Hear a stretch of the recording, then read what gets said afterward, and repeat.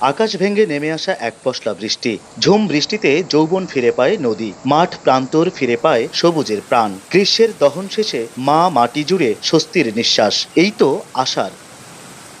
কিন্তু এবছর সেই ছন্দ থমকে গেছে। কালো মেঘ আশার আলো জ্বালিয়ে আবার মুহূর্তেই মিলিয়ে যায় নিরাশার আকাশে। চিরচেনা সেই আশার বদলে যাচ্ছে ক্রমাগত।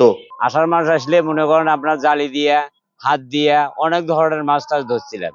জ্যৈষ্ঠের শেষ 15 থেকে আষাঢ়ের শুরুর 15 দিনে জুন মাসে 2022 সালে গাইবান্ধায় বৃষ্টিপাতের পরিমাণ ছিল 62.72 মিলিমিটার। এবছর একই সময়কালে রেকর্ড করা হয় 37.63 মিলিমিটার বৃষ্টিপাত।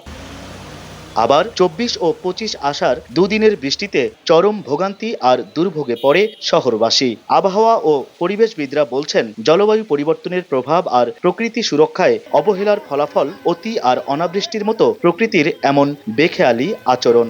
এবছর এল নিনোর প্রভাব বেশি থাকার কারণে বাংলাদেশে এই 4 মাস অর্থাৎ বর্ষাকালে যে পরিমাণ স্বাভাবিক বৃষ্টিপাত থাকার কথা সেই পরিমাণ বৃষ্টিপাতের হওয়ার সম্ভাবনা কিছুটা হলেও কম আছে।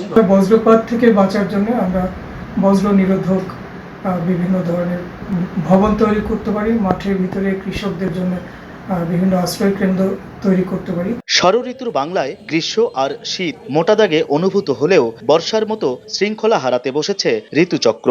জলবায়ু পরিবর্তনের প্রভাব মোকাবেলা করে ঋতুচক্রের শৃঙ্খলা ফেরাতে প্রকৃতির প্রতি সদয় হতে হবে সবার আগে। ইকোসিস্টেমগুলো নিয়ন্ত্রণ হারাচ্ছে। বেশি করে গাছ লাগাতে পারি, তাতে আমাদের পরিবেশ সুরক্ষিত হবে। নদীর নাব্যতা কমে গিয়েছে, সেই নদীর নাব্যতাকে আমরা ফিরিয়ে আনার ব্যাপারে চেষ্টা করতে পারি। ক্রমশ স্পষ্ট হয়ে উঠছে বদলে যাওয়া জলবায়ুর নির্মম বাস্তবতা। পাল্টে যাচ্ছে ঋতুর হিসাব, প্রতিনিয়ত ভেঙে পড়ছে প্রকৃতির চিরচেনা শৃঙ্খলা। বিশেষজ্ঞদের মতে পরিস্থিতি মোকাবেলায় সচেতনতার বিকল্প নেই। হেদায়েতুল ইসলাম বাবু, সময় সংবাদ, গাইবান্ধা।